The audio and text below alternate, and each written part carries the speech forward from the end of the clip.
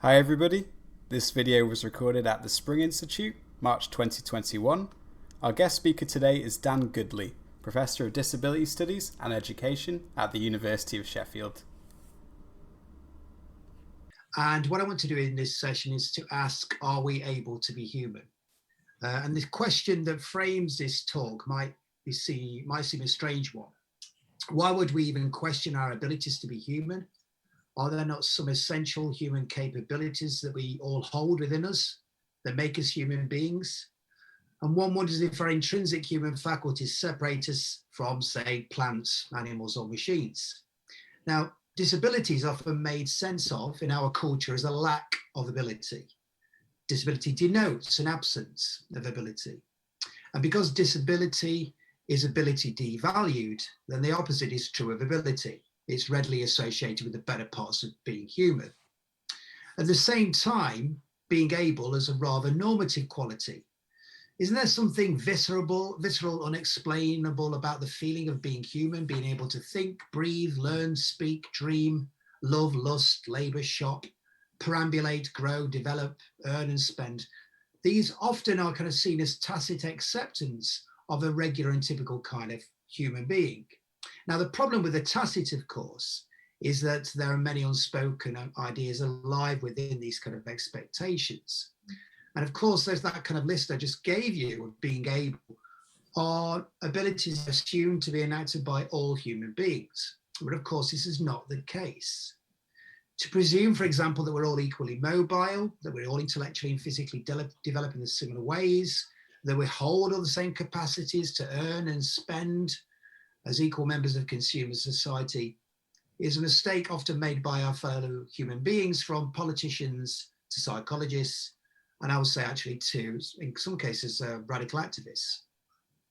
So we expect some normative human abilities to be lying within us all, ready to be unleashed given the right conditions.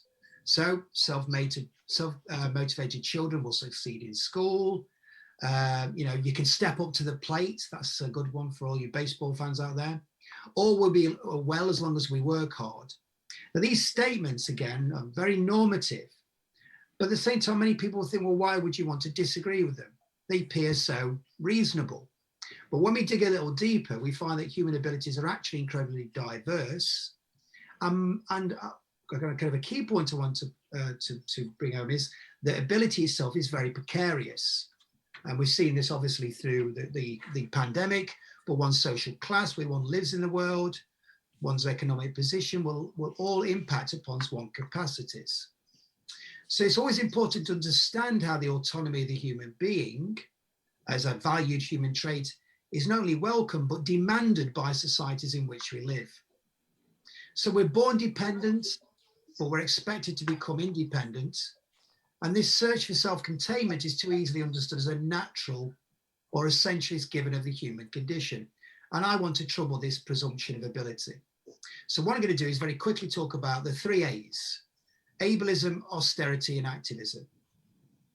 So ableism is a way of understanding how our physical environments and social conventions, and indeed our psychological landscapes, are designed with a non-disabled person in mind. Think of the number of times we've been into a shopping mall or into a building, and straight away there's an assumption that people will be able to walk up the stairs or the steps and get in to the actual building. Because what is assumed here is that being able is akin to being fully human. But if we strip away the social conventions, the material conditions, or the socioeconomic realities, we actually reveal a human condition that is actually straining at the bit. Yeah, that this idea that people are ready and able to flourish. And our social institutions of family, work, and education are organized around this idea that people are just ready, willing, and able. And indeed, even radical political campaigners pontificate that if only we gave people the right material conditions, people will be able to emancipate themselves. Now, when ability is assumed to dovetail with human nature as something natural, then this is what we could call ableism. And when we consider human beings to be underpinned by an already present and correct quality of being able, then we are drawing in some kind of assumptions, what we might call ontological assumptions. And a common ontological take about the human condition is that people are able. Now, we also need to think, of course, here about epistemology. What kind of knowledge systems exist around us that would make us kind of fall into this worldview of ableism? And it's fair to say that everyday understandings of ability readily draw on ontological givens and epistemological perspectives about the human condition. So one of the first things we need to do is to challenge ableism, because it's only one epistemological position that dominates how human beings approach, organize, and design the world. And more than this, ableism is underpinned by this specific ontology that human beings are somehow built up with this willing, ready, and able approach to the world that we need to trouble. And we can see this by the second of my A's, which is austerity.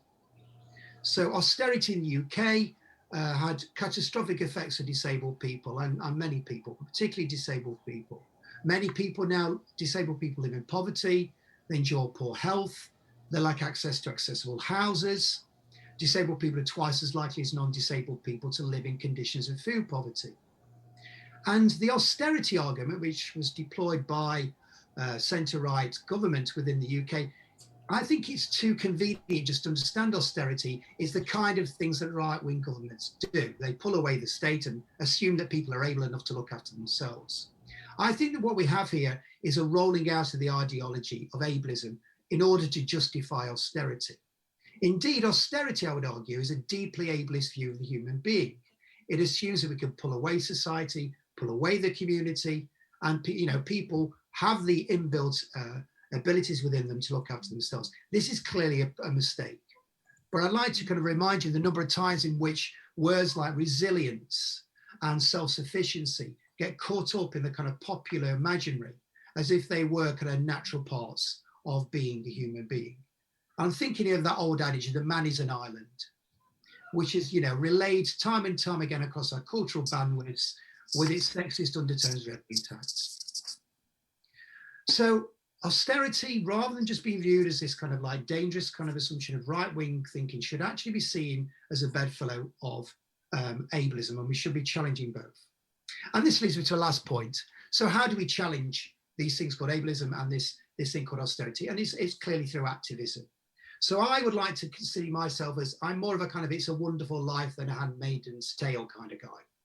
So I'm trying to look around for some ways in which we can find some positivity in often what is a very kind of negative reader that one builds up. And I think in particular, one of the things I want to remind ourselves is the hope that's found in the political activism of disabled people. The selfish individualism of an ableist status quo and the pernicious creep and impacts of austerity are as much concerns for disabled people as they are for others. And in particular, disabled people have been at the front of pushing challenges to these austerity agendas, and indeed, ableist agendas. And it's this, I'd say, is where we can see some hope.